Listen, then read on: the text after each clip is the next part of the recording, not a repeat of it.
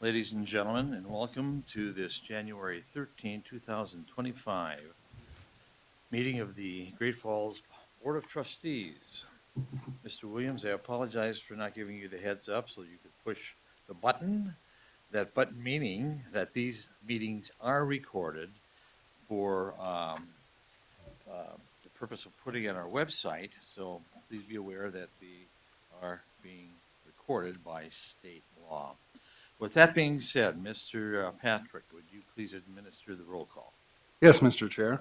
Gordon Johnson. Here? Kim Skornogowski. Here. Bill Bronson. Here. Mark Finicum. Here. Marley Sunchild. Here. Amy Thompson. Here. Paige Trosky. Here. You have a full board present, Mr. Chair. Thank you, Mr. Patrick. And for those of you who are unaware, our new microphones are being debuted at this particular meeting. So we're going to learn to adjust as we go along, but our presence is going to be a bit more greater than it has been in the past.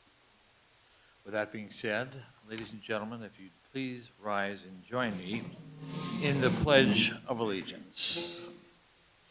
I pledge allegiance to the flag of the United States of America and to the republic for which it stands, one nation, under God, indivisible, with liberty and justice for all. Thank you. Mr. Chair, Trustee Tarosky. I move that we adopt the agenda as presented. Second. Been moved and seconded to adopt the agenda. Are there any comments, questions from our Board of Trustees? Any questions, comments from our gallery here with us today? Hearing and seeing none, I'll call for the question. All those in favor of adopting the agenda, please signify by saying aye. Aye. Opposed, same sign. We have our agenda to work from. Thank you. Mr. Chair, Trustee Skornogowski. I move we approve the consent agenda as presented. Second. It's been moved and seconded to approve the consent agenda as presented. Any commentary or questions from our Board of Trustees? Any questions, commentary from our gallery? Hearing and seeing none, I'll call for the question. All those in favor of approving the consent agenda, please signify by saying aye. Aye. Opposed, same sign. We've approved the consent agenda. Moving on to communication. Superintendent report, Mrs. Hoyer. Well, good evening, Chairman Johnson, members of the board, and members of our community. These are very new. Happy New Year, everybody. I hope that 2025 brings us lots of laughter, lots of fun, and lots of blessings. And so we're going to start off with, we don't have students here this evening, as many of you have probably recognized. They are preparing for their finals. And this first semester final always seems to sneak up on us because there's so much that happens at the beginning of the school year. But we will get to visit with them next month. So the 2025 legislature is underway, and it takes a village, or in this case, a state, to help us track all of the bills that are in process that could impact education to varying degrees. A huge thank you to SAM, MTSBA, and MASBO. Just the process, for those of you who are unfamiliar with it, when the House and Senate introduce bills, we get analysis from a variety of people. That includes the AA superintendents. We meet once a week. Sometimes we meet more. We're emailing, it seems like every day, multiple times. SAM, MTSBA, and MASBO, and they share that with us, with all of their members across the state, but Great Falls Public Schools is one of them. We'll take that then and condense the information, and we'll get input for the board and for the leadership that we need to do. And we'll evaluate what's right for us here in Great Falls. And then we provide feedback to our local legislators and our support organizations, and it's a cycle that just continues to spool around. Currently, we're monitoring about 278 bills or proposed bills, and there is a link up there that allows people to go to the bill tracker website that is through our legislator, through the state. For example, just today there was a call for information on a couple of bills on the 3-year-old funding for special education. So a big thank you to Jackie, to Lance, and to Brian for giving us information on possible funding for those 3-year-olds who we serve through IDEA. that may or may not be part of our A and B funding for the preschool. And also an adult basic education bill. Ronnie, until 10 minutes ago, was sending me information and data because that request required a bunch of data like numbers and budgets and things like that, and as well as the far reaches of our region in our adult education. So we serve students from all over the state. I'm not quite sure there was a corner that at some point in time we didn't touch as far as helping students go. So we're able to get that back to the folks who need to testify in a timely manner. And our job, just as a reminder, is to provide the information needed so people can make informed decisions. Over the break, while some of our students were resting and enjoying family time, our Air Force JROTC cadets were assembling and placing wreaths at the Highland Cemetery. So we had 30 of them. They raised funds to purchase supplies to make the wreaths. The VFW also had 900 wreaths, which the cadets assisted on placing on the gravestones over the holidays. So a big thank you to the cadets, to their advisors and their teachers, and to Becky Nelson, who, as always, had a part in organizing the student opportunity for leadership. Speaking of Becky Nelson, from bell ringing to networking, our students, thanks to Becky, are out and involved. So up there on the left, you will see the Salvation Army post, and they wanted to recognize the top 10 volunteer bell ringers for 2024. Great Falls Public Schools had 4 of the top 10 when they came forward to ring bells. And I can tell you from experience, and I think I probably gave to each one of those groups, it's really hard to get away from a group of kids. They catch you if they know you going into the store, and they catch you coming out of the store. And so it's fantastic. We're really, really proud of the time that they gave to help the Salvation Army. Also, there was an opportunity for a group of students from our 3 high schools to get together, and they went with Becky to the Ignite event for the Great Falls Development Alliance.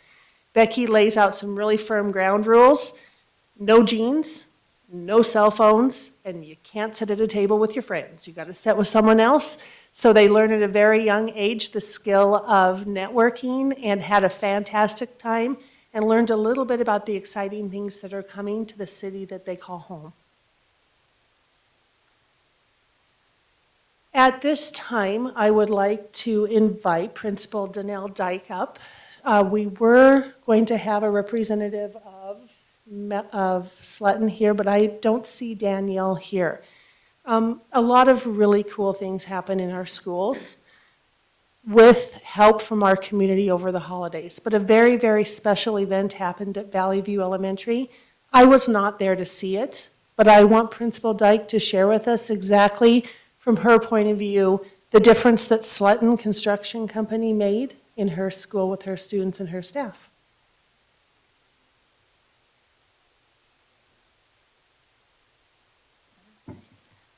All right, good evening. I am excited to be able to share what happened in December with our students in Slutton construction. So it all started back in September, and Becky connected Michelle Cohen and myself to treat every kindergartner to a wonderful experience for the holidays. And as this unraveled, we met with parents during parent-teacher conferences, told them what was going on, got permission to do this, and then they filled out a form with sizes, needs, and wants for their child. In November, I gave that information to Michelle, and they got to work. They got together. It's not only Slutton, but they also have a giving tree, and so all the employees contribute as well. And every kiddo got a backpack, winter gear, essential clothing, school supplies, coloring book, a treat, and then a need or a want that was on their list. A lot of them got both, right down to a toothbrush or up to a bike. We saw RC cars. Kids were ecstatic. They had the library all decorated to set the scene. So the anticipation coming in, they weren't quite sure what they were in for, and it was quite a delight. I have a little clip because I thought I have to capture this because they had a countdown. The staff at Sletton were wonderful. They had great organization, set this up. They had a countdown, 3, 2, 1, open. I had a little bit of anxiety of keeping everyone's items straight, but the kids were wonderful, and here you go. Oh. Maybe.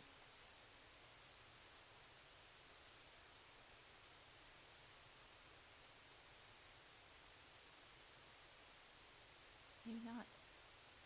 There we go.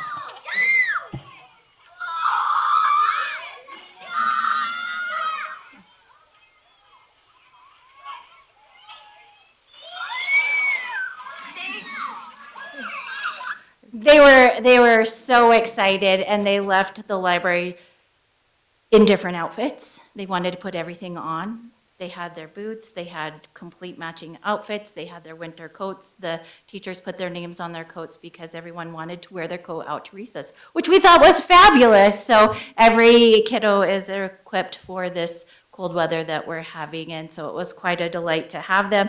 The teachers, myself, were also treated to a little holiday cheer as well.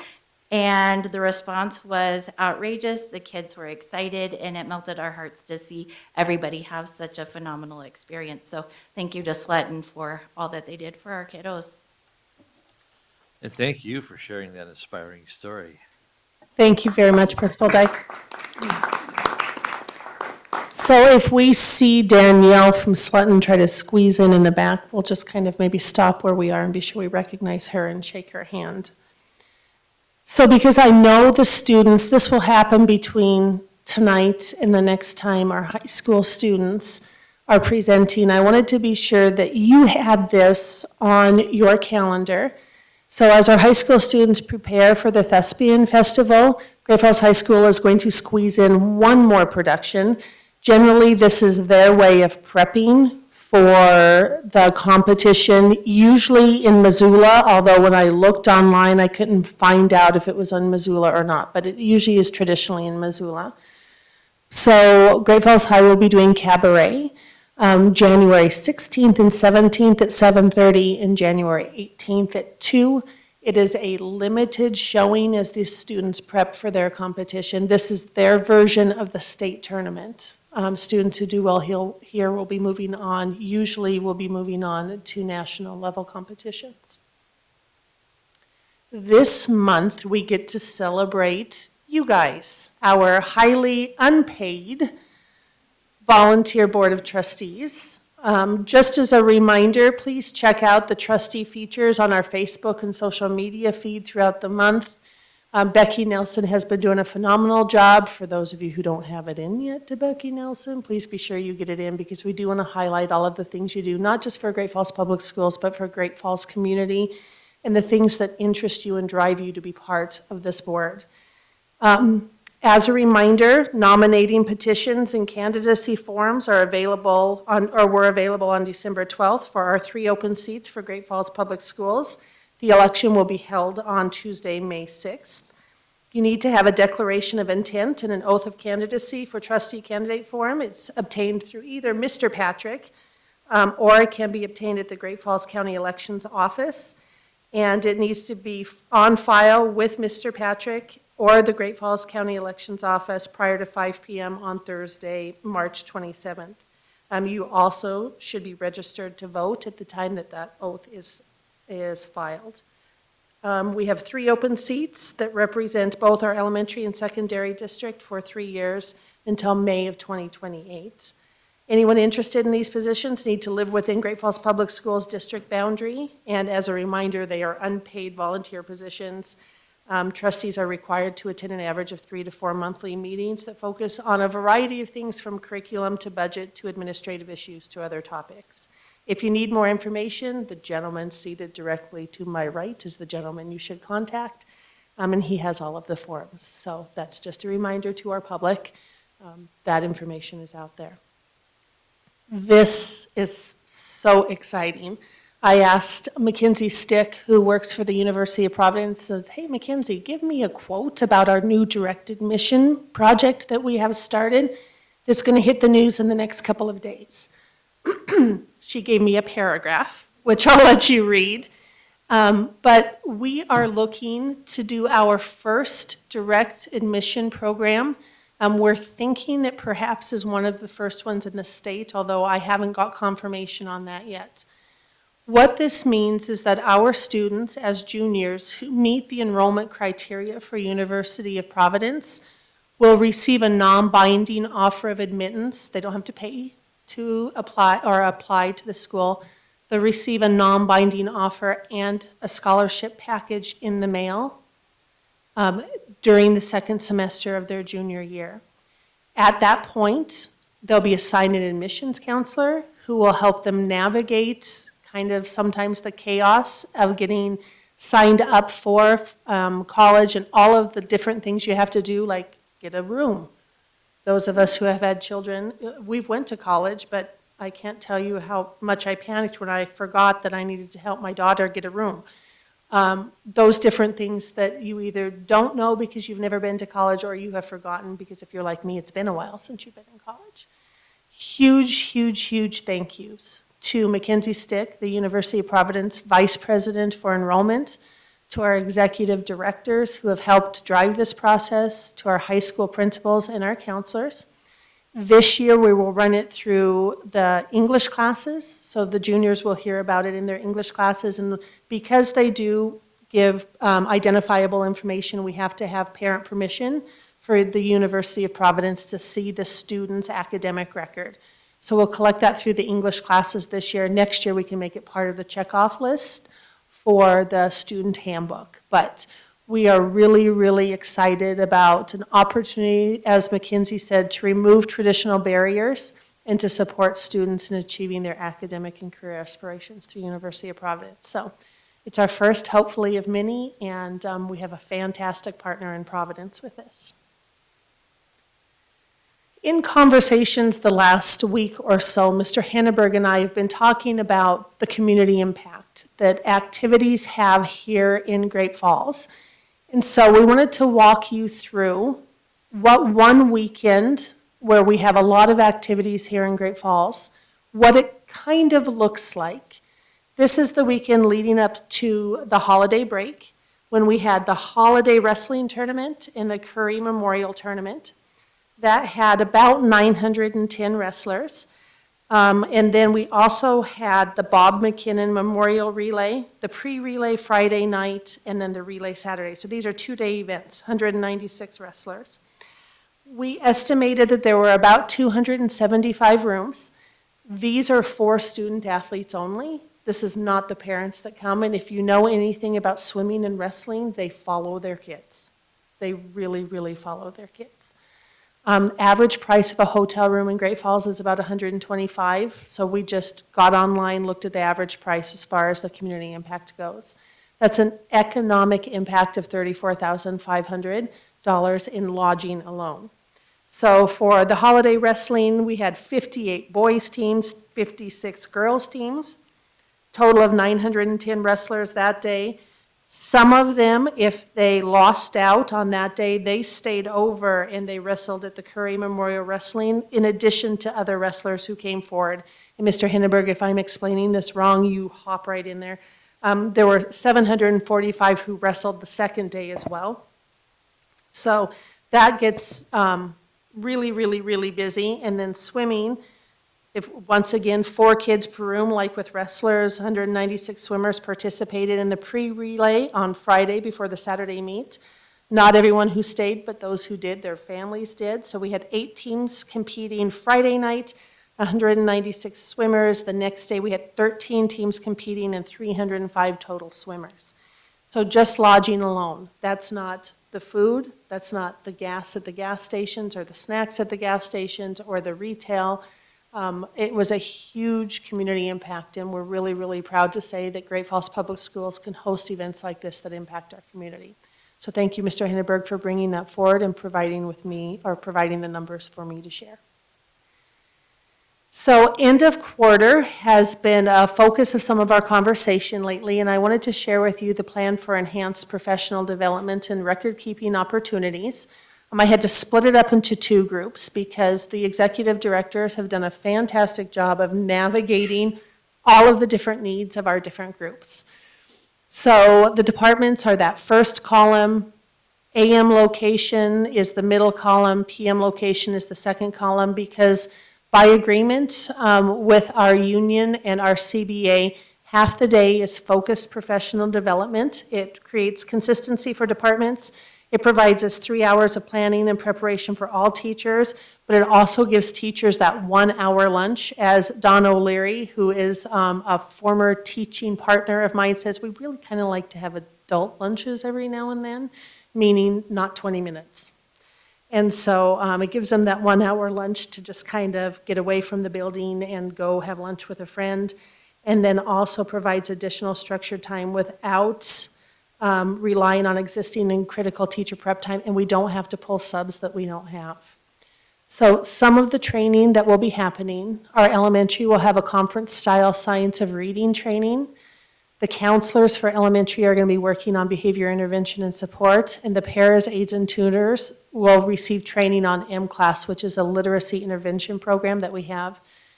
Our elementary HPE teachers they're having a special speaker come in who specializes in literacy integration into HPE for just the elementary. So very, very specialized. In secondary, Carrie Cole is going to be coming back. She worked with our secondary schools, specifically the high schools last year, and we got amazing reviews from the teachers on her. So she's going to come back and do student engagement. This is a cooperative budgetary teaming between Great Falls High School, CMR, and expiring funds from our literacy grant. So all three went together to be sure they could afford to bring her in to provide that training. I do believe that she is doing Great Falls High, East, and Paris in the morning, and then those folks go to lunch. She gathers all of her stuff up. She goes over to CMR, and she does it in the afternoon. And then special education, we are being monitored by OPI, and so there is special training that comes along with that, and Mr. Boyd and his specialists are going to be training our special ed teachers on what to expect with OPI monitoring. So that's what the end of the quarter is going to look like for us here. Data for the day. So one of the things in our strategic plan that I promised to share with you was some social media metrics, and I've split it up into two different parts of my report for this month. We'll talk about social media today, and then we'll talk about our website at the end of the month. But when you approved the strategic plan, we had a metric of 12,300 followers on Facebook and social media. As of December 2024, we have 12,591 followers.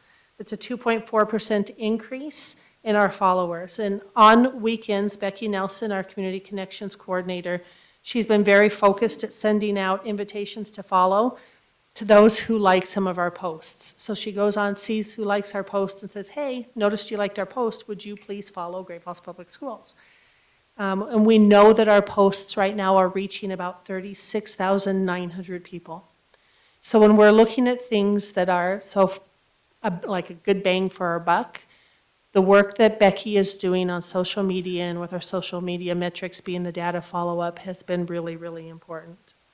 The 6 weeks prior to the new year were our strongest views on our Facebook Live post. We had a high number of posts that were directly linked to children and to student events, and as a result, posts on our Christmas stroll and our future navigators attracted the most interest. Becky, averages 130 posts per month. During the same time frame, there were 339,900 views on our Facebook Live posts, which we've really been trying to focus on this year as a way of getting the word out, because we know visually people will watch a video. Followed some advice from several of you to say make them short, make them sweet, make them focused, and about the people who do the hard work. Locations are up there as well. Becky and I were able to identify an area that we have some concerns. So this kind of breaks down our top locations Great Falls, of course, the city of Great Falls is the greatest. Missoula is the next. We're thinking it's probably because of family members or alumni who are there in college and following what's going on. The one we're concerned about is the third one, and we would like to see that we have a stronger social media presence with the families that actually reside on Malmstrom Air Force Base. So that's something that we're going to be working with Lisa Sapp on, with Jackie on, and the group of us together will be trying to boost our viewership to get more information to those families that they need to be successful as they transition here to Great Falls or they get ready to leave us and go someplace else. And with that, if you have any questions, I'd be happy to take them, but that is my superintendent report for the day.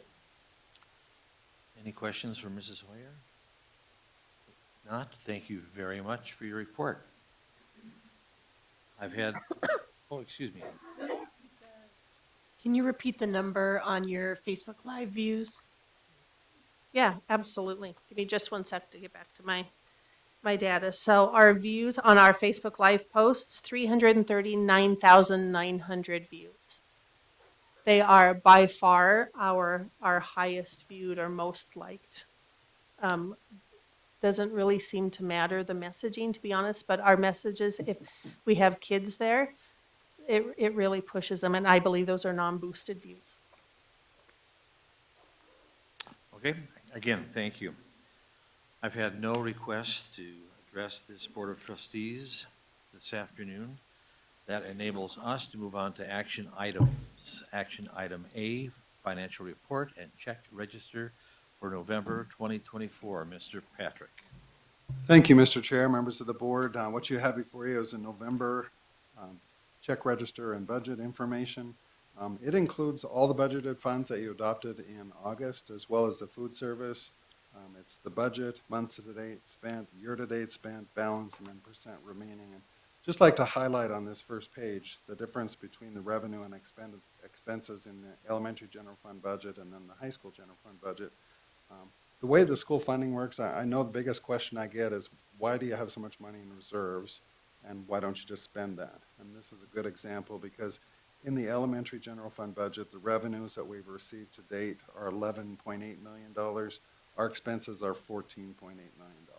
And has everything to do with 10% of our money comes from, the state money comes every month except December and May. December and May is when we get our county taxes, or taxpayers pay their tax bills, and that revenue comes in. And it more than makes up for that difference, but just like you with your own personal accounts, you have to have a balance in order to pay the bills. That's what this is. So November is really a key month for us in saying that we need reserves, and that's why we need reserves. So with that, Mr. Chair, members of the board, my recommendation is to approve the November budget as presented, budgeted information. Thank you, Mr. Patrick. Mr. Chairman, Trustee Bronson. I move that we accept the monthly financial report and approve the register of payments for November 2024. Second. It's been moved and seconded to accept the monthly financial report and approve the register for payment for November 2024. Any questions or commentary from our Board of Trustees? Any questions or comments from our gallery? I'll call for the motion. All those in favor of the motion, please signify by saying aye. Aye. Opposed, same sign. Motion passes. Action item B, trustee resolution calling for an election on May 6, 2025. Mr. Patrick. Thank you, Mr. Chair. What you have before you is a resolution to call for an election on May 6th, the trustee election, the annual election. And it's pretty comprehensive. There's a lot of laws that surround the election, a lot of details that need to be taken care of.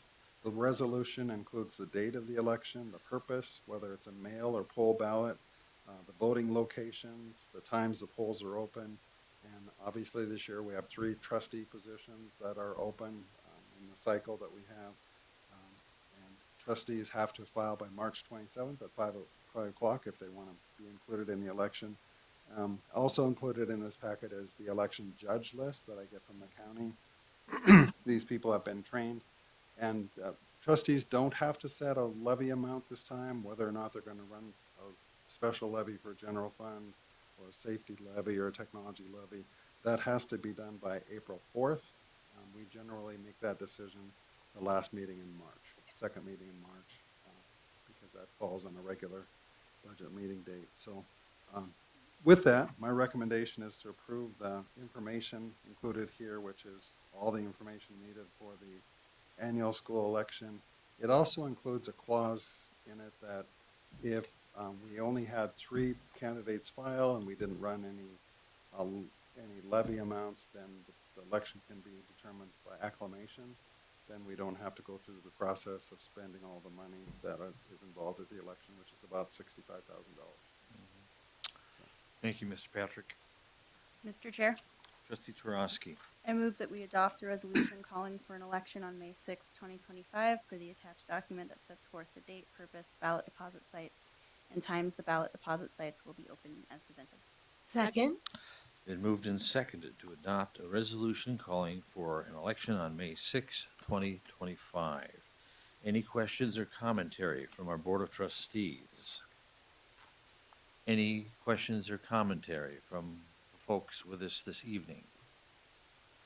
Hearing and seeing none, I'll call for the question. All those in favor of the motion, please signify by saying aye. Aye. Opposed, same sign. Motion passes unanimously. Action item C, conduct the 2025 school election by mail ballot. Mr. Patrick. Thank you, Mr. Chair. This agenda item is that specifically we have to ask for a mail ballot. If we don't, it's a regular poll or a regular election where people vote. So this is the official request to our county elections office to conduct the election by mail ballot.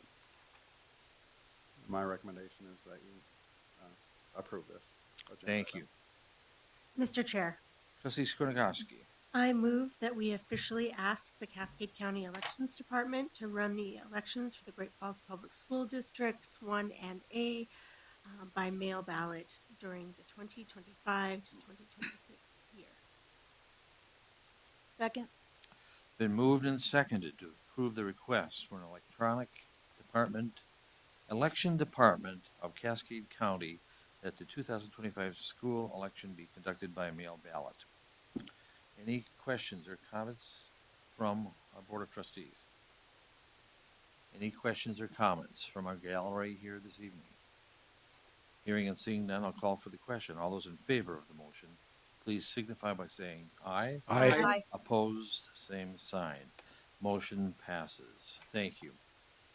Action item D, Cascade County Elections Department to conduct school elections. Again, Mr. Patrick. Thank you, Mr. Chair. Another election item that we have is you have to put yourself in a little different frame of mind for what this is really requesting. This isn't requesting to do the election this May. It's the request to do the election next May. And if the request is not made prior to the end of the year, then the county elections cannot do the election.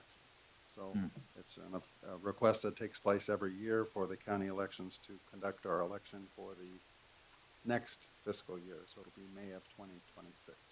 And I highly recommend that we request the county do that. Thank you, Mr. Patrick.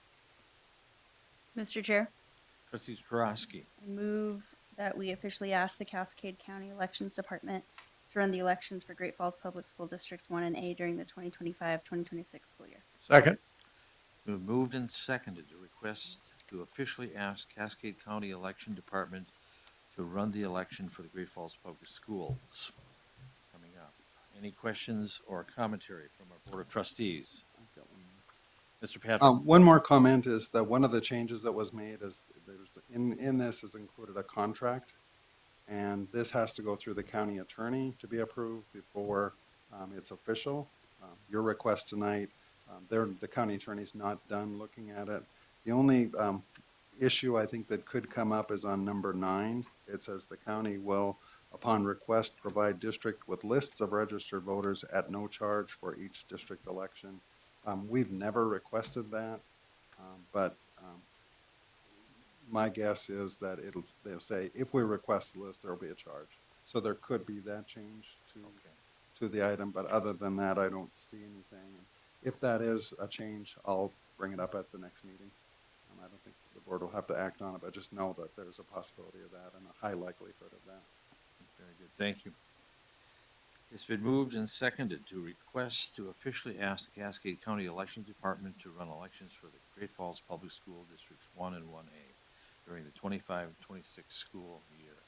Any other commentary, questions regarding this motion? Any comments or questions from our gallery? Hearing and seeing none, I'll call for the question. All those in favor of the motion, please signify by saying aye. Aye. Opposed, same sign. Motion passes. Thank you very much. Action item E, request to advertise for warehouse freezer replacement. Mr. Patrick. Thank you, Mr. Chair. I'm glad to not be discussing any more election stuff. This is for a warehouse freezer replacement. There, we have one freezer, combination freezer refrigerator unit that has been in existence since the building was constructed. It's rusted out, a number of things aren't working, so at this point in time, it's the best option to replace it. Since it's above $80,000 in value, we have to go out to bid, put the ads in the paper for that. Nelson Architects has been chosen, selected to head up the design of this project. They're one of our IDIQ firms, which is indefinite quantity, indefinite demand for projects. And the estimated cost on the project is $500,000. Food service budget will pick up the whole tab on this, and they do have the funding available in their budget. More so, where that money comes from is carryover from ESSER, when every kid in the district, every student in the district ate for free, but we received the federal reimbursement rate, which was very high. So we've stockpiled some money in that budget to be able to do a project like this. And it's my recommendation that the board approve this. Hopefully the construction can begin this summer. Thank you, Mr. Patrick. Mr. Finicum. Mr. Patrick, is that the walk-in refrigerator freezer that you can actually drive a forklift into? Is that the one You can drive a forklift into this one, but there's a bigger one that's on the far end on the south side that was constructed about 2010, 9, just before I got here. Yeah. Thank you. Mr. Chair, Trustee Turowski. I move that we approve the design and advertisement of the warehouse freezer replacement project with the understanding that the project will be awarded to the lowest qualified bidder. Second? Been moved and seconded to approve the design and advertisement of the warehouse freezer replacement. Any questions or comments from our Board of Trustees? Any comments or questions about the motion or refrigeration in general from our gallery? Hearing and seeing none. All those in favor of the motion, please signify by saying aye. Aye. Opposed, same sign. Thank you very much. And moving on to action item F, Great Falls High School Partial Roof Replacement Project. Mr. Patrick. Thank you, Mr. Chair. For your information on the district, if we're looking at elementary roof size, we've got a little over 1 million square feet of roof on all our elementary buildings, and in the high school, it's just over 500,000, which is 512,350 square feet to be exact. So we've spent some time in the last few years going through the CMR roofs, getting those replaced, and the Great Falls High Fieldhouse has a section that's leaked, and in order to prevent damage to the infrastructure and the foundation, the recommendation is to replace, there's a map, if you scroll down, there's a map of the field house, and it's sections G, H, D, or G, H, E, and I would be replaced. And, the plan is to advertise for this replacement on March 9th and 16th. There'll be a pre-bid meeting on March 11th, and bids will be open on March 18th. We've added some add alternate bids, which means if they come in too high, we can do different parts of the roof and still go on with the project rather than not doing it at all. The estimated cost of the construction is $1,111,376, and prices should come in about there. I know for a few years there was a big question as to were supplies available, were workers available, and we've seen the roofing costs go way up, and now they're back down to about, I wouldn't say normal, they're obviously still too high, but they're more doable than they were a few years ago. Yeah. So my recommendation is that the board approve the Great Falls High School partial roof replacement project. Thank you, Mr. Patrick. Mr. Chair, Trustee Thompson, I move that we approve advertising for bids on the Great Falls High School partial roof replacement project. Second? been moved and seconded to approve advertising for bids on the Great Falls High School partial roof replacement. Any questions or commentary from our Board of Trustees? Or from those in our gallery with us here? Hearing and seeing none, I'll call for the question. All those in favor of the motion, please signify by saying aye. Aye. Opposed, same sign. Motion passes. Mr. Patrick, thank you for shepherding us through those 6 consecutive action items. We appreciate you. Thank you very much. That brings us to action item G, purchase of Chromebooks for the schools and technology warehouse. Mr. Williams.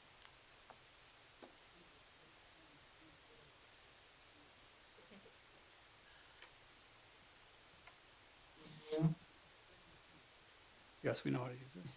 Chairman Johnson, Superintendent Hoyer, trustees and guests from the community.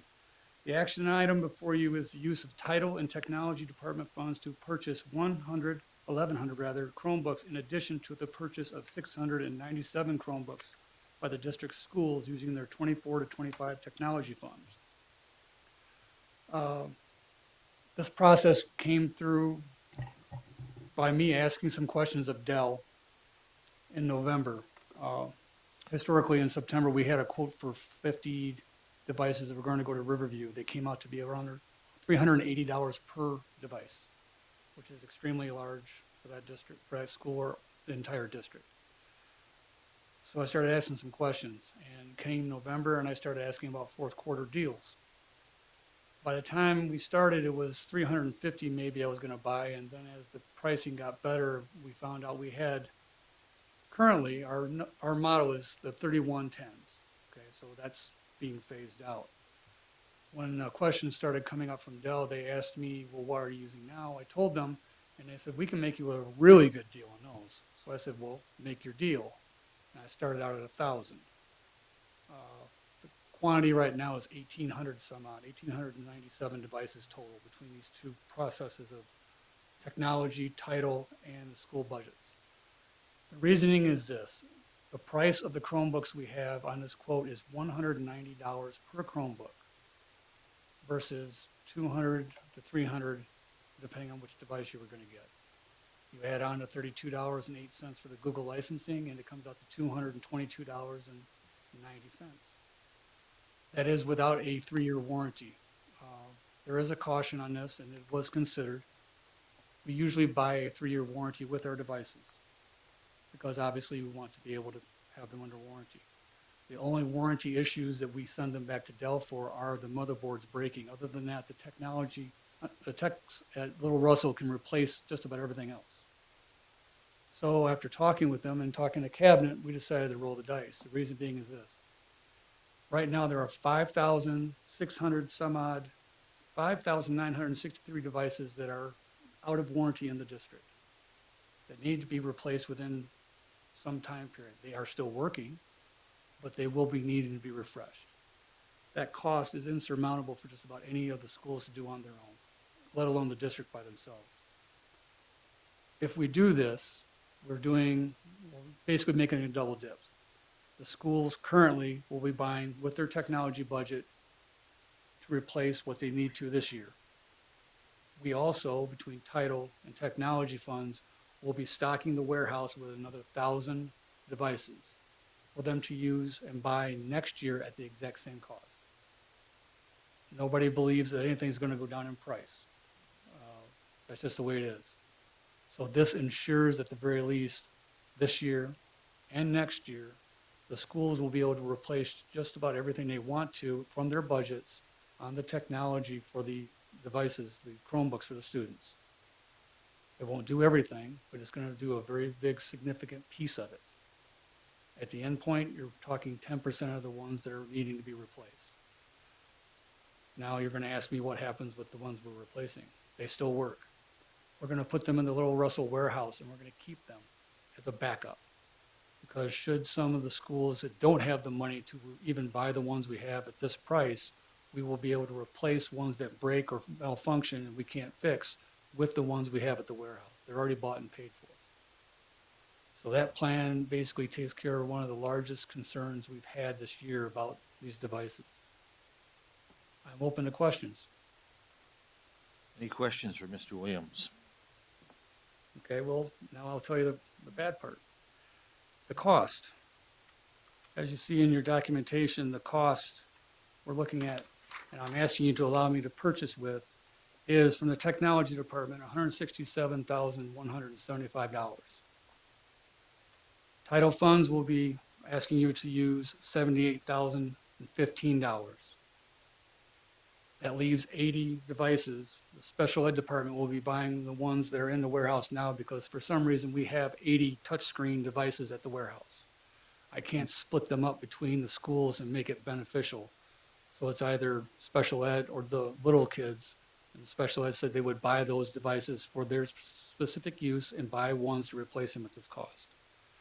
So that is what I'm asking you to allow me to do. Any questions? Mr. Finnegan? Mr. Williams, you just answered my question. Thank you very much. So when you had the Dell people on the phone, did they use the phrase, "but if you order now"? No. Basically, it came about, I was asking about a totally unrelated problem that we were trying to resolve. And in past experience, I've done this before where you ask Promethean what are they doing for their, end of the quarter, and my boss was like, there's nothing they're gonna do, and it came out to be buy two, get one free. So with that knowledge, I said, well, just, for giggles, what have you got? And this is when they started. So this is where we got to, which is pretty significant for the schools. The money that they allowed me to use, and every one of them, I talked to every one of the principals personally about this. I simply asked them, I need to know how much of your technology budget you need to leave for the rest of the year. And then I'm suggesting you consider putting everything else toward the Chromebooks. So it started out with some of them getting 2, 3, 4. If I go back in my memory, I think Great Falls High was going to buy 100, and they ended up with 150 with the discounts going down. So that same money is buying more devices. Bravo. Thank you for reaching out to them. Any additional questions or comments? If not, thank you very much. I think I'll stay here. I got to come back up again in a minute anyway. Yeah, you will be back in a moment. Mr. Chair, Trustee Turanski. I move that we approve the purchase of 1,877 Chromebooks without the additional 3-year warranty, including a reserve warehouse inventory, using the technology department budget and title funding to supply the district with the devices for the schools to purchase using their 2025-2026 technology budgets at $222.90 per device. Second? Been moved and seconded to approve the purchase of the 1,877 Chromebooks, et cetera, as effectively read by Trustee Turanski. Any questions or commentary from our Board of Trustees on this particular motion? Any questions or commentary from our gallery? If not, I'll call for the motion. All those in favor of the motion, please signify by saying aye. Aye. Opposed, same sign. Motion carries. Thank you very much, Mr. Williams. You're welcome. Action item H, public notice and bids being accepted for E-rate Category 1 and Category 2. Mr. Williams? It's a yearly process with E-rate. Those of you that know what E-rate is, the government gives us money to buy technology. It only works with certain things though. We can buy networking equipment, we can buy services such as internet service, etc. Each year we apply for what we think we would like to get, what we need, and then we either get it yes or no. Should it be yes, it's paid 80% of the cost of that, which means we pay 20%. I think I've had that right, correct, Brian? Thank you. So it's really ridiculous not to do this. So every year this is a process all schools go through. Right now, Category 1 is basically the internet services and the ability for us to get to the internet. We're looking at renewing this contract. We have to put it out to bid. Per step Montana state law, we have to publicize it in the local paper for open bids. So that process will start as of tomorrow when should you allow me to take and publicize this.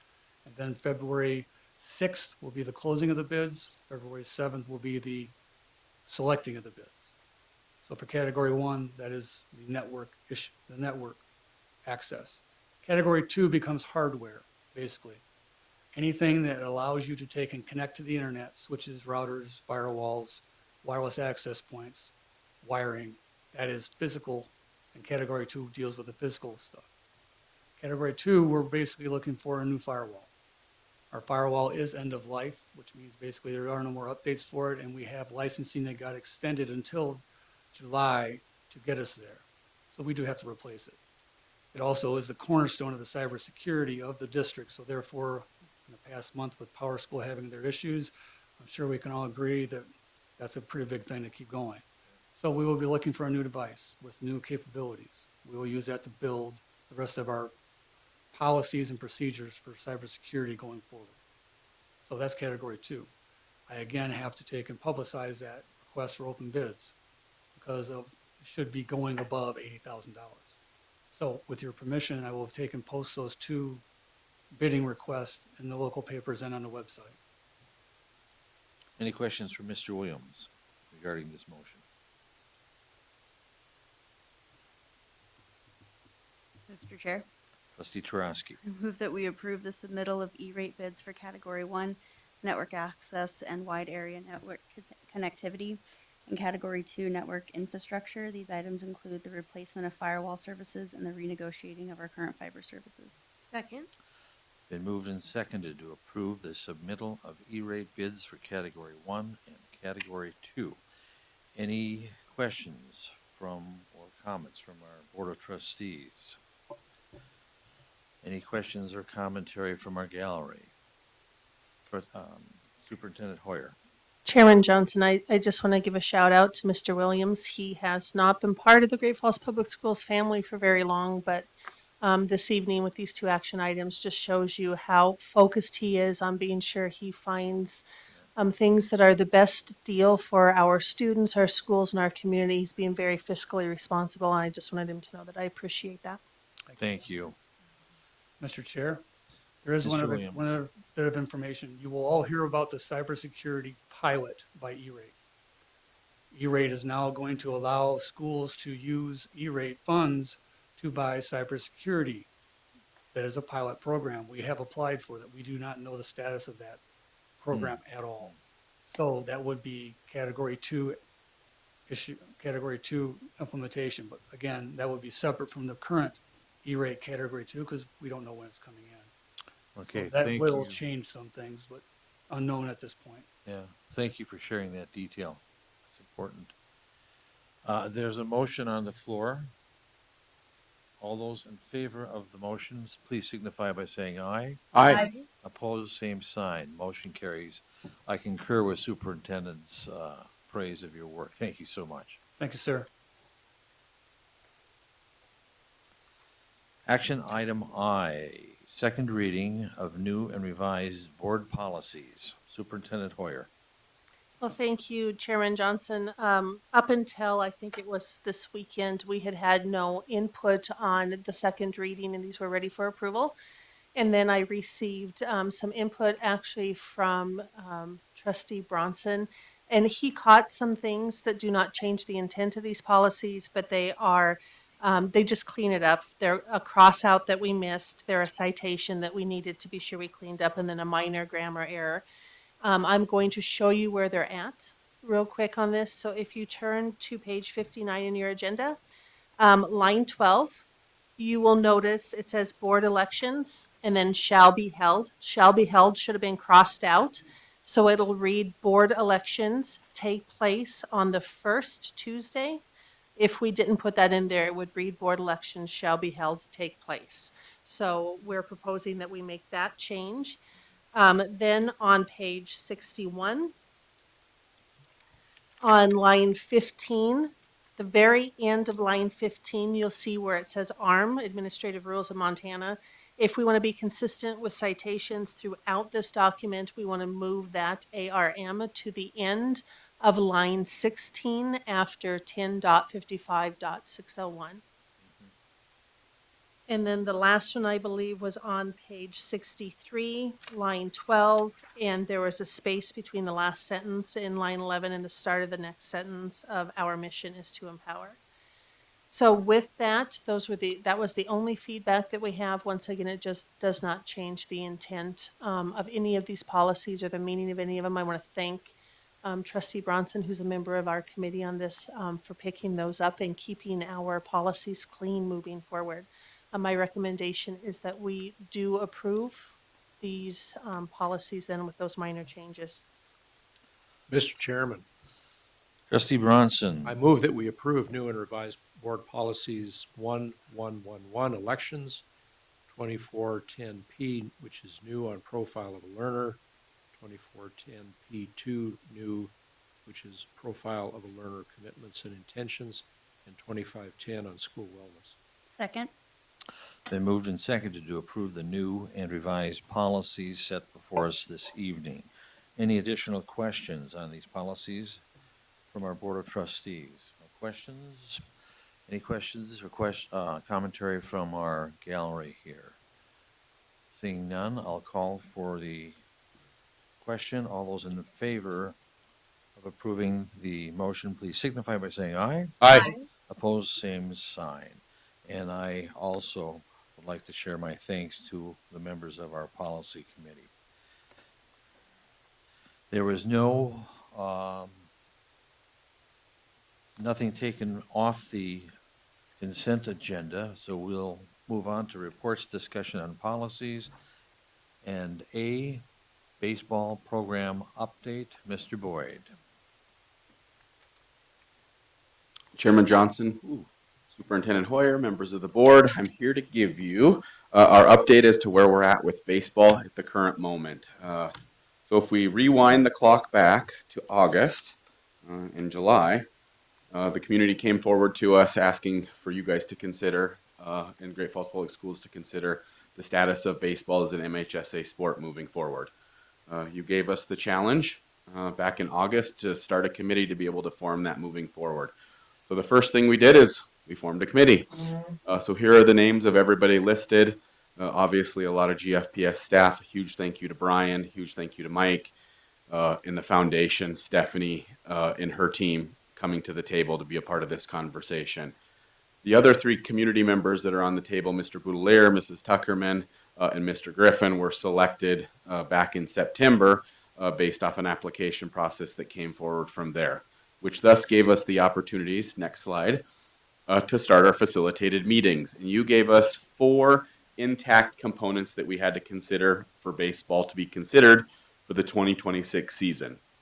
Facilities, a budget, what is transportation going to look like, and most importantly on my side is Title IX and the implications of Title IX. So we're going to move forward with our work of where we're at moving forward, with the preface that I had hoped when we set this committee, and Mike and I had a lot of discussions, is that we would get you a recommendation and give you updates along the way where we're at, knowing that May or June would be the timeline that we would be asking for a decision. The community's done some really hard work. We're not all the way there, but we're 99% of the way there. And so I'll give you some basic updates, and then I want some interaction from you guys to understand where we're at. So where we're at right now, facilities. Riverside Little League and Americans Little League came forward a week and a half ago with a very simple MOU allowing those facilities to be used for baseball practices.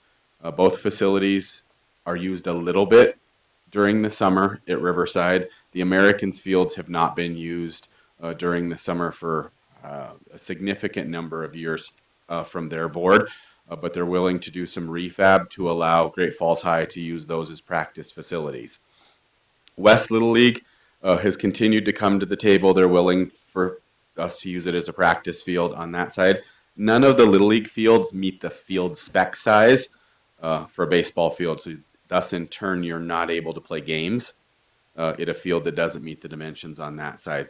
So thus, through Mr. Boudelier being on the committee, Electric City Baseball has come forward with Don Olson and Cash Warren Field up by the Salvation Army up here as fields that could be considered both for practice and for games. During the conversations of October and November's meetings, this dovetailed with facilities, also tying in with Title IX. And when you look at facilities, you have to look at the facilities that softball uses at the multi-sports complex, and you have to look at the facilities that baseball would be using when it plays into that realm. And we've got to watch other communities, while we've met with our community, struggle to find field access that meets the same or similar field requirements for softball. Don Olson, Cash Warren fields are cinder turf or cinder infields on that side with a little bit of grass, which matches up very nicely to what multi-sports has. The conversation came up very quickly, and the baseball committee was able to address it from our side, which is Centene Stadium isn't a place that we're going to play all of our games. It might be considered down the road for some place that we play a single crosstown game, but as of right now, these are the facilities that we're looking at and the facilities that we're actively entering into MOUs with as we work forward there. Note, Electric City Baseball has not finished their memorandum of understanding for us. They have given us a speculation cost, which we'll get to here in a little bit, of what it might be to lease those fields during a baseball season. They offer some other opportunities that the baseball committee right now we're just not interested in because we have gyms that our teams could go in and access in regards to inclement weather and things like that. So that's where we're at currently when it regards to field complexes. Here's what I want you to note. Currently in some of our sister AA districts, they're still working on field lease agreements, and they're scheduled to kick off baseball in 2.5 months. That's the first issue that has to be conceded and talked about over the course of time. All of the Little Leagues, Electric City Baseball has been great. We've had lots of conversation back and forth, but I've got to be able to get to lease agreements moving forward from there. So that's where we're at with facilities. Next slide, Allie. Cost. So Mr. Hindenburg has done a phenomenal job working with his AA partners to be able to come up with general startup costs and yearly costs for baseball. On your packet, or in your packet or underneath your packet, is a yellow Excel spreadsheet that looks like this, has some yellow markings on it. This outlines the difference between startup costs for both high schools as well as yearly costs for both high schools. The items listed in yellow, field rental costs and field basic maintenance costs, haven't been finalized yet because we haven't signed MOUs, but I put a very ideal number, I think, in there in regards to what these field costs are going to be. These costs are very, very similar to what we pay for softball for the use of multi-sports complex. These numbers aren't final yet, but they're there.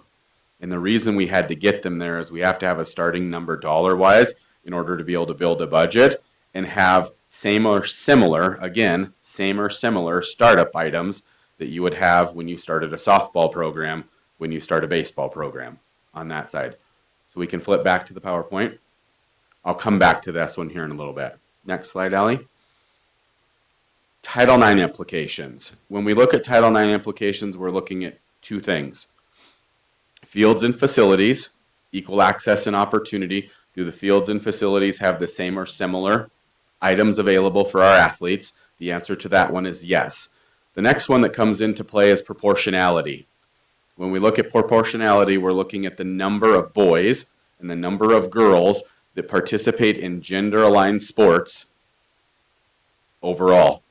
When you get above 10.5%, you start to get out of compliance as you gain that gap in the difference between boys, the number of boys playing in a sport compared to the number of girls playing in a sport.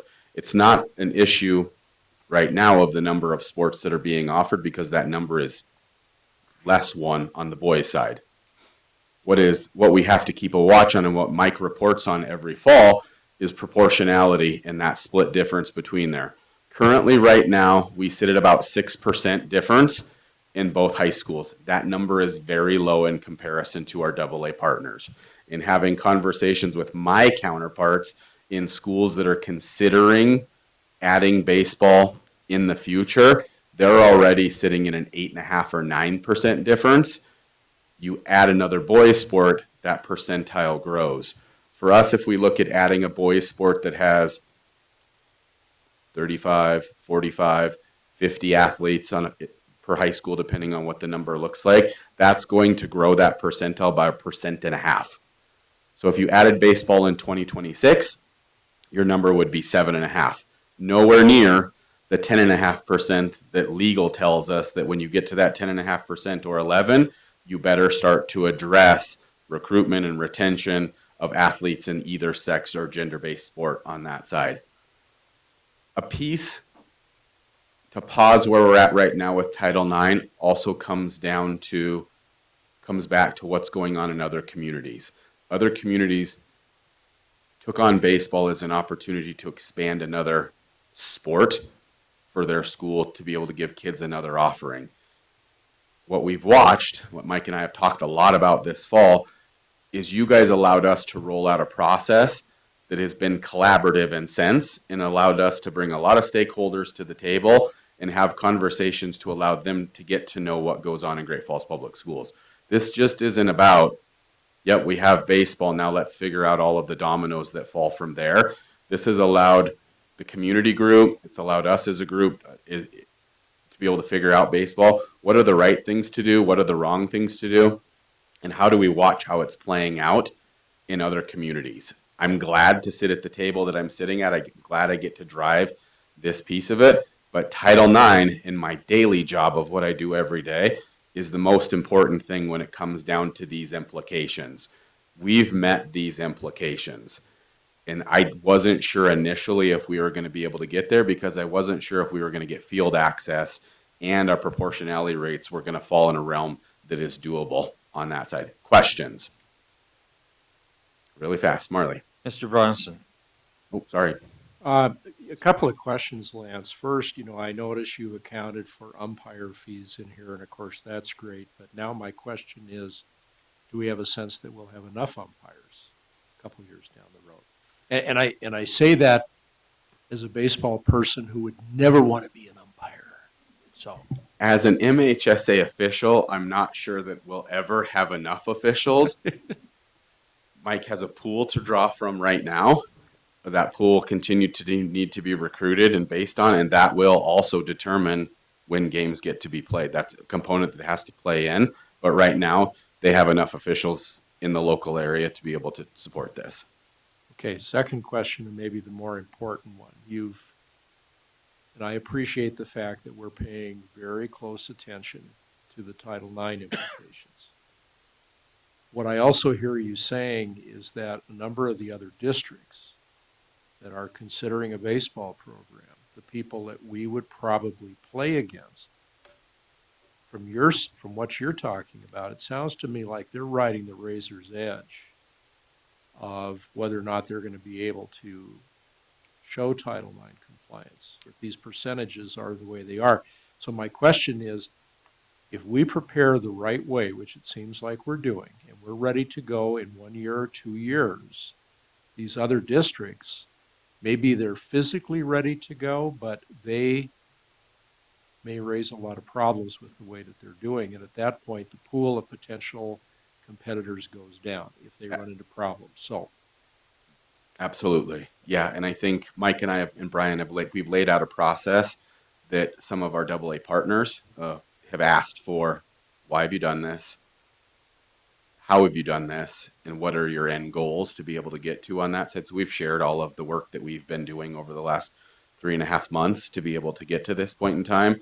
They also know the conversations that are going on with legal in the state because all of our attorneys are working together to make sure the compliance is fit on that side of it. Different communities have different field specs, and I don't worry about their field specs. I have to worry about what I have for field specs here in Great Falls, and our field specs are exactly what we're looking for in regards to field and facility. Other questions? Trustee Sunshine. Indoor space. I know, you guys have done a great job finding outdoor, but, we spent 5 weeks inside Mhm. practicing at the beginning.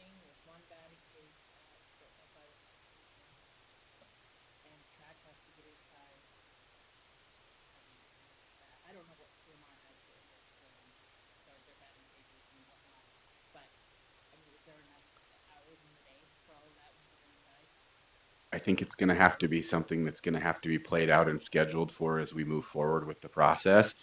Both schools have 2 gyms. Both schools have the facilities to be able to get athletes in different points of time. If you look at the second thing that I gave you, which lays out more of a granular detail budget on that side, this will answer some of your questions. Marley, flip it over to the back side. These are the general items that have been scoped to us of things that a baseball program would require to get to a startup level so that we're not infringing on other people's equipment. Baseball is not infringing on other people's equipment, or if practice is simultaneous in spot A and spot B in an indoor facility at a high school, that they have what they need to be able to get up and going on that side of it. And as with anything, when we spec'd this equipment last fall to where this equipment is at right now, cost-wise, is excessive in many cases. And so when I give you the numbers for startup for equipment at $40,000 for high school, we're hoping that this gets us everything that we possibly need on that side. But when you look at startup costs of softball in like or similar fashion, that number's spot on that side. Does that answer your question? It's okay. It's okay. Absolutely. Any other questions for Mr. Boyd? Trustee Fiddicom? Lance, as you know, I'm the money nerd of the bunch, but let's start off with thank you. So thank you to all of the people who are on this committee that is working diligently to make this happen. The startup costs, how is the fundraising going on all of that? Or is that next on your list? That's the next slide. There you go. I'm going to lead into it. Thank you for the segue. You betcha. Next slide, Allie. All right, so we sat down last week. We had a long conversation that played into our December conversation, which, all right, we're starting to check off some of these things on this list. Now we have to talk about the rules of engagement and how and why do we have to have timelines to be able to raise funds and move funds moving forward. And so a huge thank you goes out to Stephanie in the foundation for being at the table the entire time through this baseball conversations, because if we're going to interact in a third-party fundraiser, the foundation is the natural pathway to Great Falls Public Schools on that side. So when we take all of the numbers, the total cost at the bottom, $386,150, I learned some valuable lessons from my friends around the state. And the valuable lesson is we're going to have money in the bank. Before we start this endeavor, we're not going to have pledges or promises. And so this outlines, and this is what I'm asking feedback for. Asked it last week as well at the board budget committee. This lines out a very aggressive fundraising initiative for the baseball community to get baseball launched in 2026. And very simply, by July 1 of 2025, $101,000 has to come in for startup. The reason being, if we are going to get advertised for coaches, we are going to get a program started, to have a year's lead time is important on that side. By November of 2025, $95,050 needs to come in. That's the first year's program costs for Great Falls High and CMR, $47,525 a piece on that side. That allows us to know that we have coaching salaries in the bank, we have all of our dues and requirements in the bank, we have all of our stuff for transportation ready to go. Because if we're waiting on funds, I don't have a fund pool, or I don't know how to have a conversation with Mr. Patrick on the money hasn't come in and we're short $101,000 or $206,000. How are we going to pay for baseball? And so the conversation at the committee meeting last week was, yes, this is ambitious, but this is the only way we can have baseball start in 2026. These numbers are large. This is a third-party fundraiser that requires significant community support. And the question keeps coming back to me as to what if we don't get there? And the answer is very simple. We want baseball to happen. We need third-party people to support baseball to happen. If we don't reach these fundraising goals, it doesn't mean that baseball, in my opinion, is off the table. What it means is that we just have to delay the start of baseball one more fiscal year. So in hopes of March of 2026, might move to March of 2027. Does it close the door on baseball? No, absolutely not, because other communities are facing the exact same thing.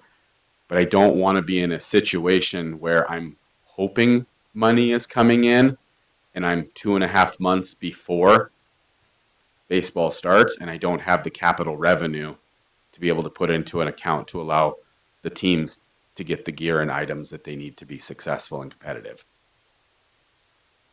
So what I'm asking for is for you to look at this fundraising timeline and to give me feedback.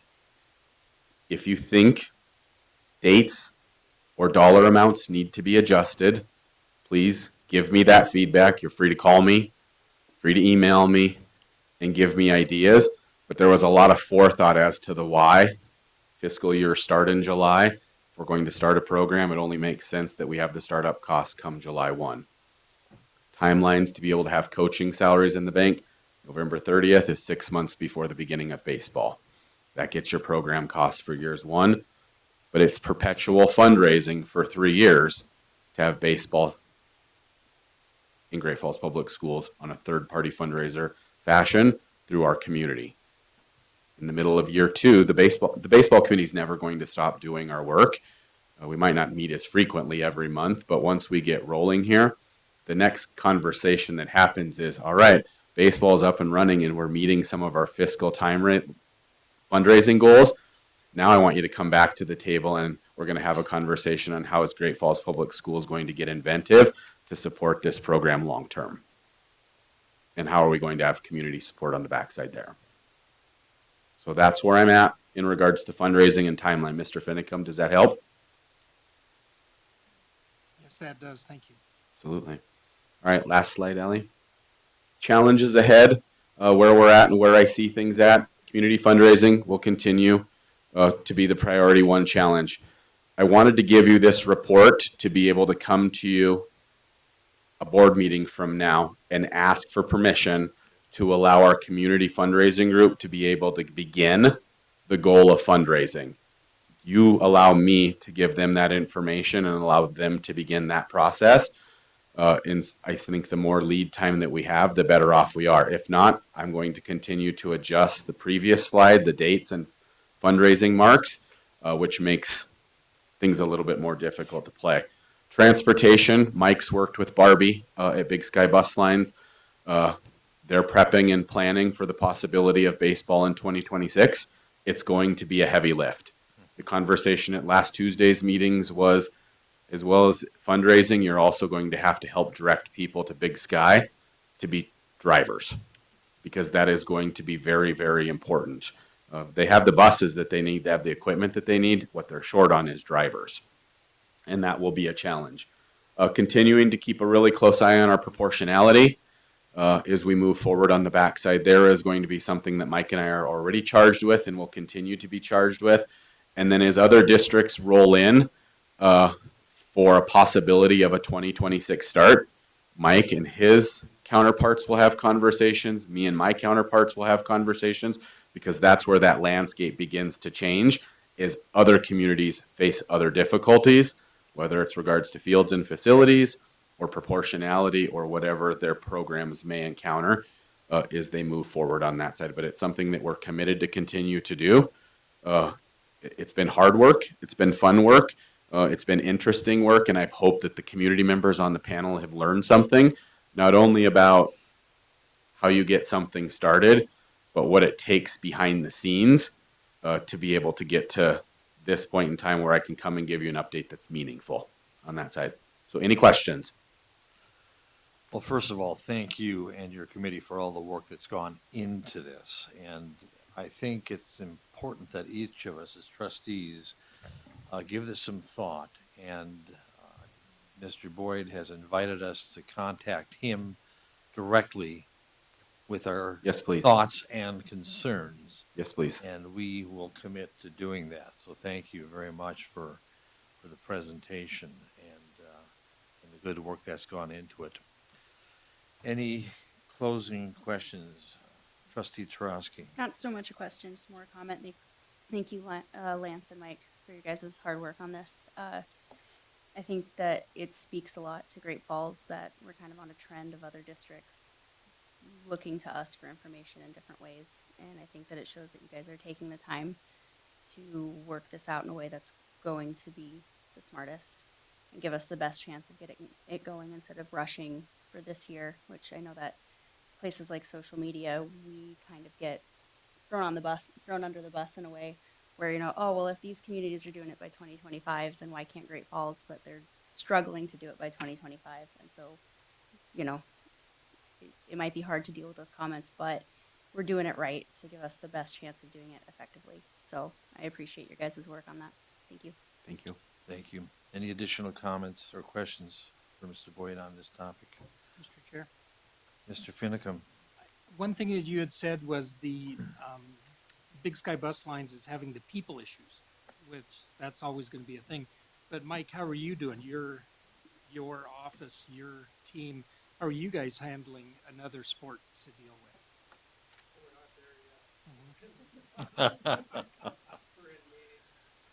That'll be a challenge. I mean, anytime the conversation starts with adding sports, we're already expanding a lot of resources, some of which was touched on this evening already.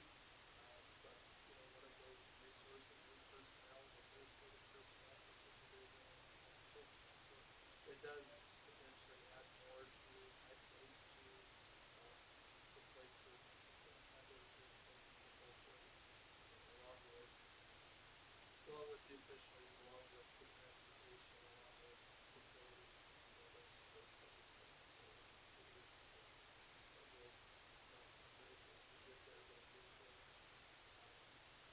the approach and how we've done this has given us a better opportunity to plan for those type of things rather than feel like we're being proactive so we don't have to be reactive. I think that this approach is accomplishing what is going to accomplish. Follow up? Yes, sir. Who takes care of hiring coaches, interviewing and hiring coaches? Perfect. Thank you. Any additional comments, questions on this topic? Hearing and seeing none. Reports discussion. Item B, review of 2025 Montana High School Association proposals to be voted on at the annual meeting. Mr. Boyd.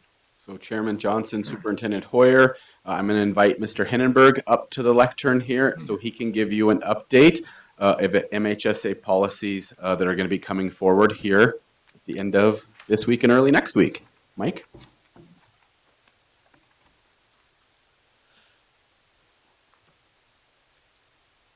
Sorry, I can't see anymore. Good evening, Chairman Johnson, Board of Trustees, Superintendent Hoyer, and guests.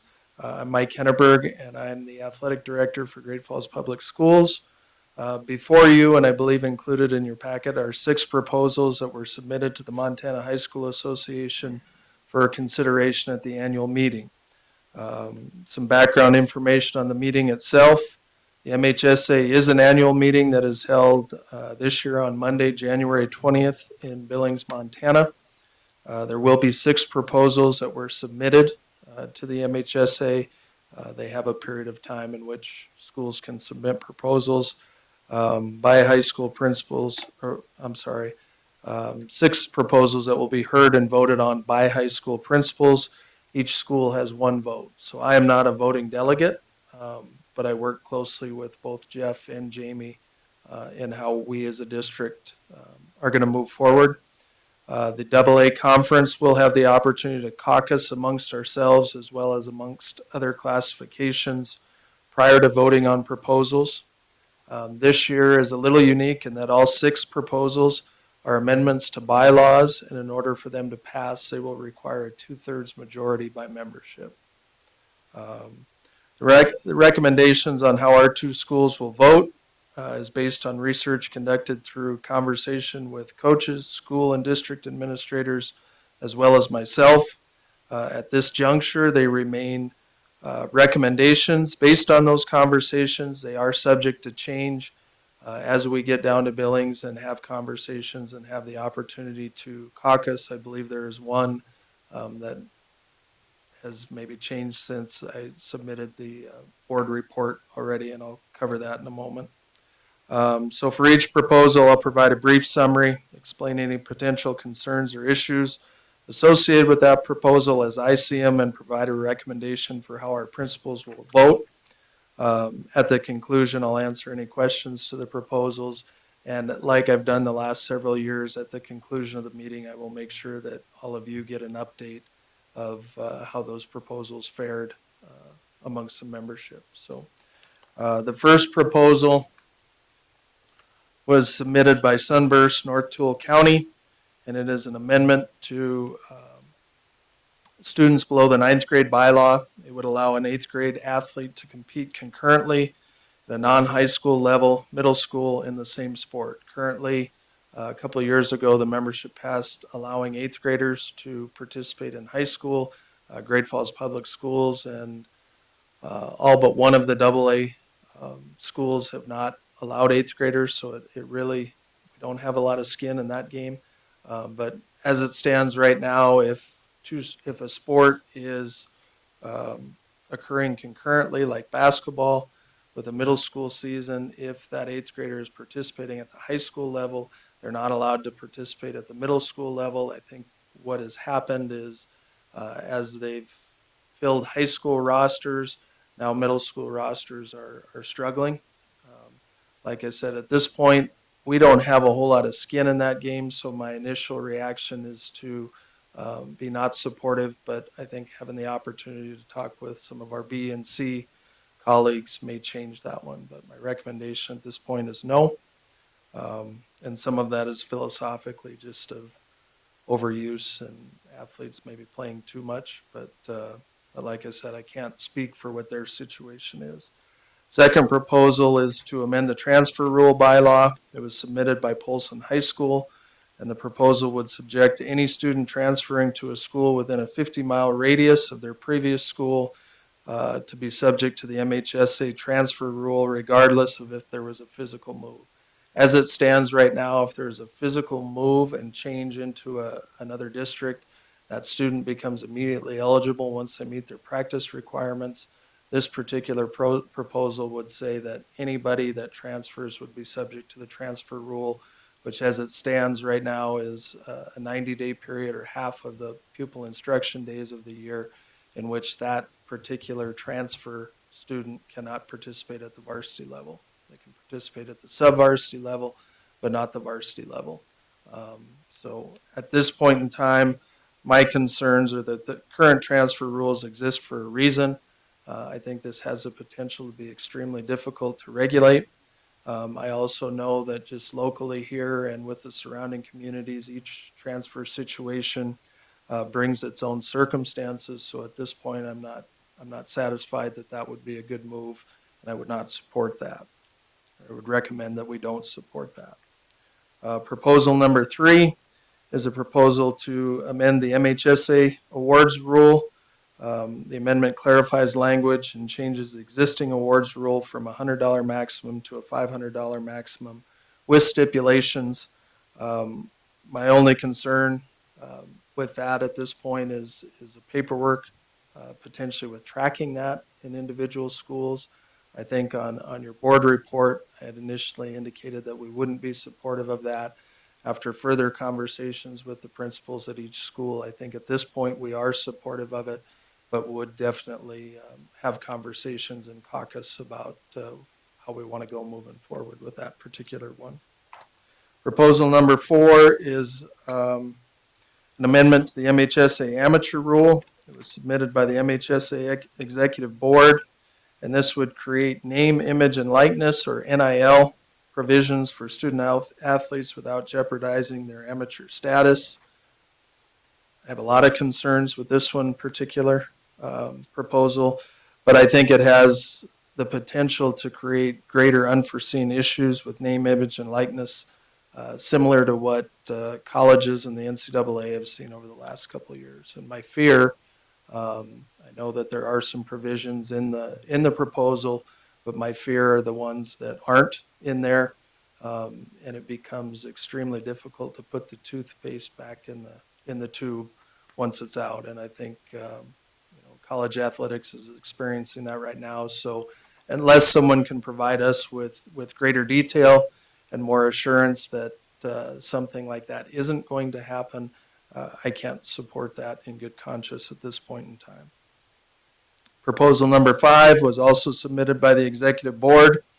It's a proposal that would add penalties for attendees being ejected by mutual agreement from a contest to include a suspension of 3 games, first offense, and up to a year for the second offense. Currently, if one of our spectators is removed from a contest, they sit out that game. It's dealt with on the district level as to whether or not they can come back or what considerations need to be made before they can come back and be a spectator. This would make it an MHSA rule that if you get asked to leave, you would sit 3 games, and then, the second time would be a year suspension. And I believe all of us are in support of that at this time. The final proposal, number 6, is to amend the eligibility bylaw with a physical exam.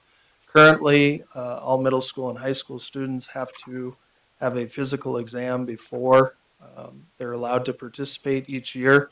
That physical has to be completed after March or May 1 of the previous year for the upcoming season or the upcoming year. There has been some issues, especially in rural areas, about lack of availability to get these done in a timely manner, start before practice begins. There's also some concern that even locally that the current physical is done very quickly and maybe isn't done by the individual's normal provider, and that if it were only every other year, that would the potential for your primary physician to conduct the physical, be more thorough with it. I spoke extensively with both of our trainers at our high schools, and they're both in support of this. So I would also be in support of making that change. There is some language in there that, if something happens from the time the last physical, that they would have to submit that information. So it's not going to get lost in the wash, hopefully. So again, I'll provide an update after the meeting. We meet next Monday, vote next Monday upon my return of how these fared.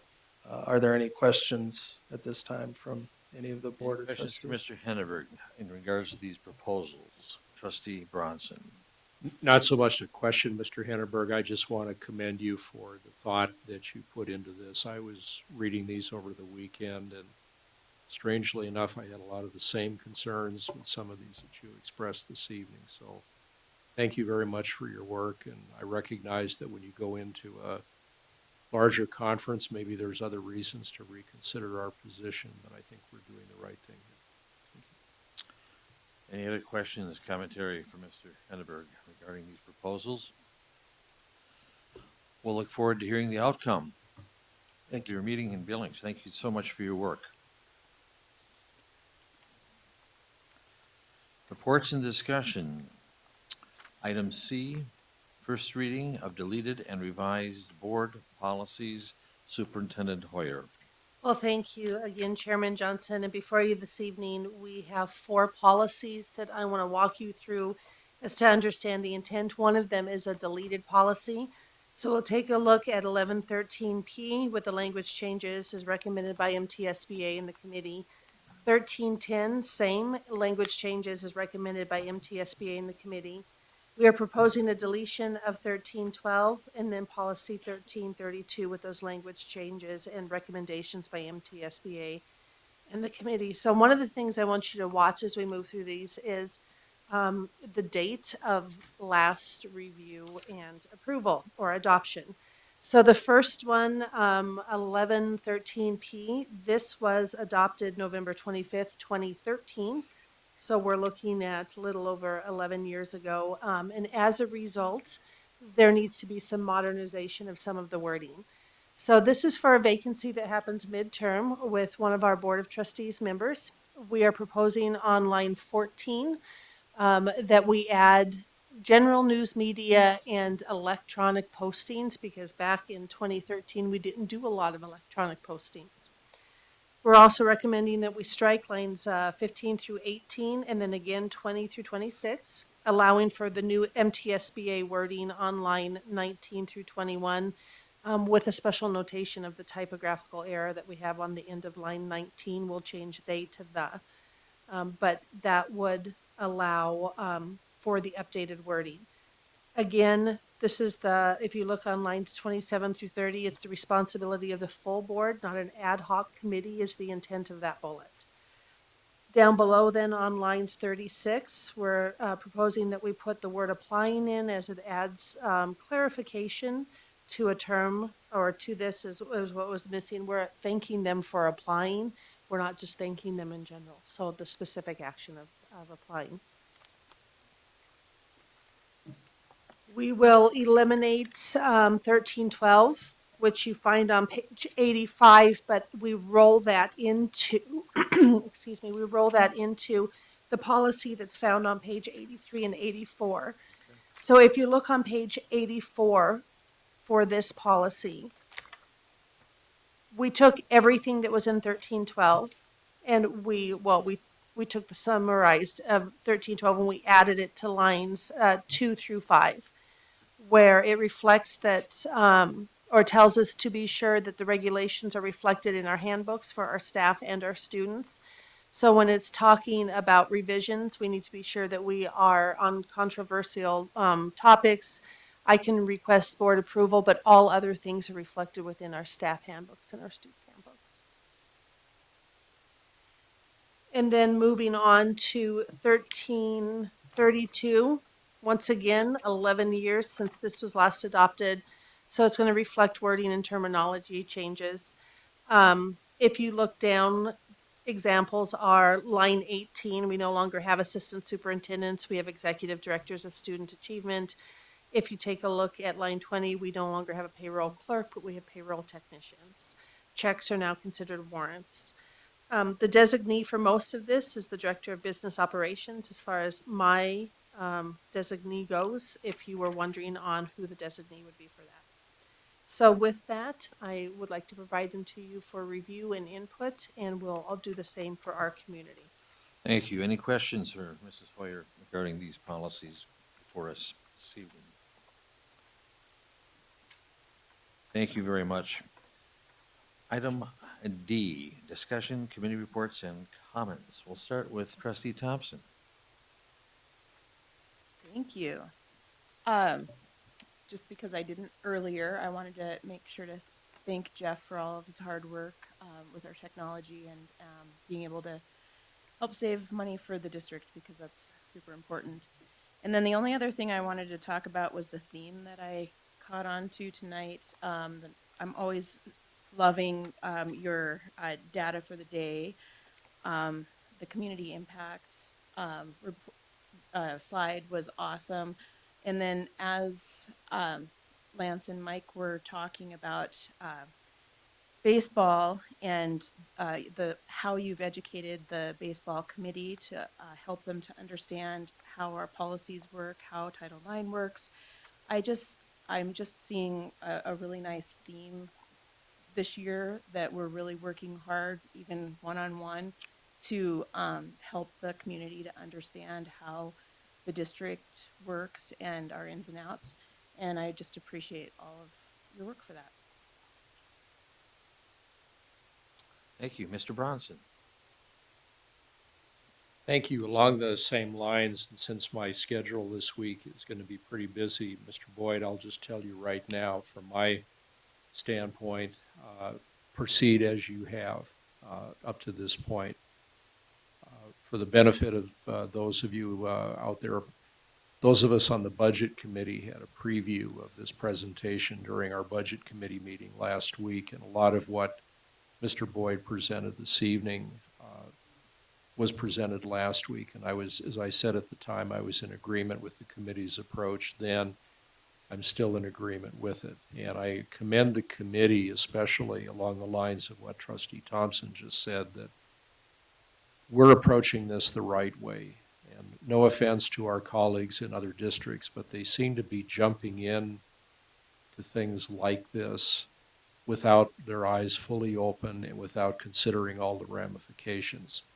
And the tragedy in those situations is that if they get into a bind and they find they cannot really meet the commitments to the community, then they look bad and the community is frustrated and they don't understand why you've not been able to follow through on a promise or a representation that you can do it. We're doing it the right way, I think. We're going at looking at it baby steps. We're making sure everybody's on the same page. And especially the fact we are not relying on pledges or uncertain statements about, well, in the future, we might be able to provide you money. As far as I'm concerned, we got to have dollars in the door there and ready to go before we proceed with something like this. Otherwise, the program will fail. So that's my 2 bits worth, and as I say, proceed on. Thank you. Thank you, Mr. Bronson. Trustee Skrotowski. I guess my comments regarding baseball, I just really appreciate the work that's gone into it. I think that's an aggressive fundraising timeline. But that said, I know the generosity of our community and I know the enthusiasm of the people you have at the table. And I'm optimistic that they'll be able to hit those targets. I think what you have done is wonderful both for baseball, but also broadly for the district. I think we're kind of creating a how-to guide because I'm assuming that there's going to be other organizations that come forward and say, I want X, I want Y, whether that's athletic, um, whether that's a new sport or whether that's a new club or whatever it might be or a new program. So I think we have to be conscious of that and really set some protocols and a path for beyond baseball. I wanted since the last meeting I attended, I've also had committee meetings for the PIR committee. So work is underway for professional development.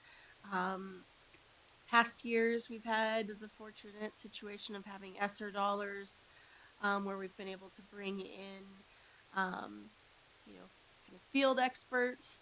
And as we all know, those ESSER dollars are gone, but we do have tremendous talent in our district who are stepping up to provide those learning opportunities to their coworkers. So we'll have that list. I think I can't remember the month, but this spring. The calendar committee has also started to meet, so there will be opportunities for our community to weigh in on their favorite calendar. Um, those recommendations obviously go to the broader committee and are forwarded to us to approve. So that community vote really does make a difference. At this time, we're at the stage where we're all putting in our calendars to meet all of the requirements that include, both obviously hitting the right number of days and the right number of vacation days, um, but also looking at, when is testing, when is state music festival, are we considering the needs of our low income students, and are we considering the needs of our teachers and staff to get have the ability to have a day off each month to reduce those sick days. So it's a lot of complicating factors that go into making that, but the process is underway, and I'll let you all know when the vote is open to the community. The last thing I wanted to mention is that last week I had the opportunity to go to a financial reality fair at Great Falls High. There was also one at CMR. This has become part of the financial literacy course, which, thanks to the state legislature, is now a graduation requirement. So more than 200 students took part in this at CMR in Great Falls High last week.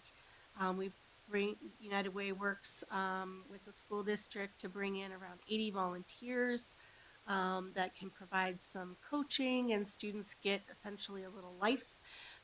So they find out how many kids they have, what their job is, if they're married, and then they have to go around and find out what a cell phone costs. And it's kind of amazing how many students don't know what the cell phone costs that's in their pocket, or what the car costs that would drive a family of four around, and all of those things. So they get to have that hands-on experience, and the volunteers in the room are, work in banks, they work at NeighborWorks, so that they can also provide that kind of hands-on experience of, if you need rental assistance, there's programs to help you.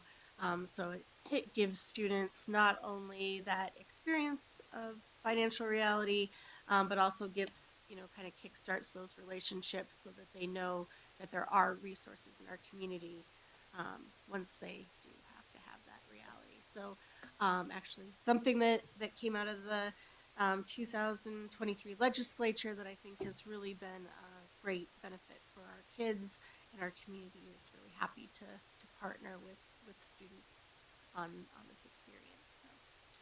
Thank you. Trustee Charowski. Not too much. I want to thank Sletton Construction and their community partners again. I got to be in the library while the kids were opening their gifts, and it was pure chaos and pure joy all together. And they were just so excited, and it was so much Christmas magic in one room, and it was really great. And the kids, yeah, like Danelle said, everyone got a jacket, everyone got boots, like gloves, hats. It was amazing.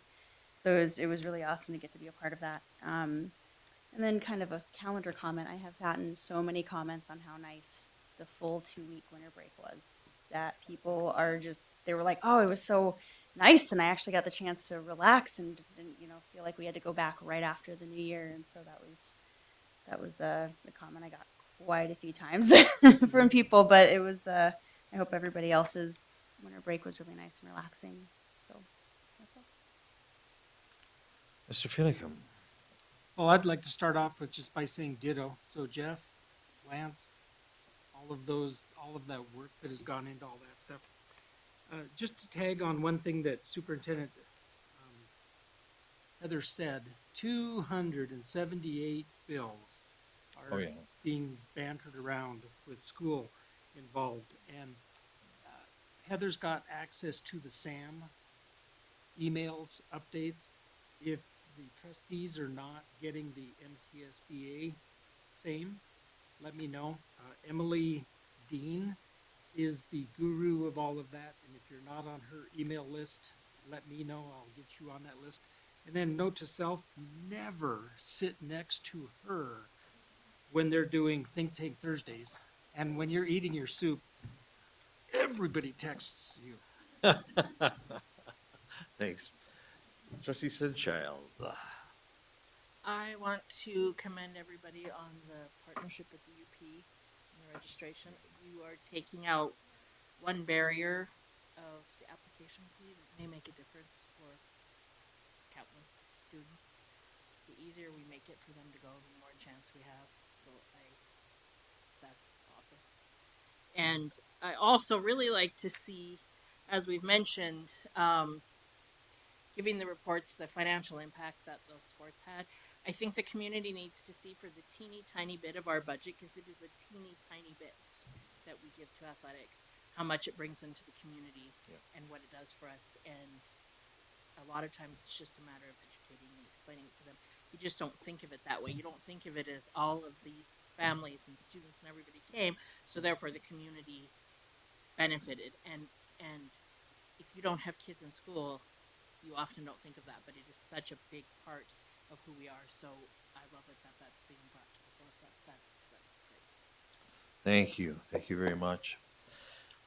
We've received a couple of cards in appreciation of School Board Appreciation Month, and so these are fun to receive, and thank you very much. They are appreciated, and I think I speak on behalf of each of our seven trustees that we work with a sense of service, passion, and a deep belief in the value of public school education. So it's a great pleasure and honor to serve. And I'll draw your attention to the upcoming events. We've got a list of meetings, school board meetings, in addition to all the other meetings that are necessary to keep things moving smoothly. And with that, I would entertain a motion. Chairman Johnson, real quick, something I Mrs. forgot. Hoyer. We have a birthday girl in the room in 4.5 hours. Miss Stephanie, happy birthday. We haven't sang yet today. Happy birthday to you. Happy birthday to you. Happy birthday, dear Stephanie. Happy birthday to you and many more.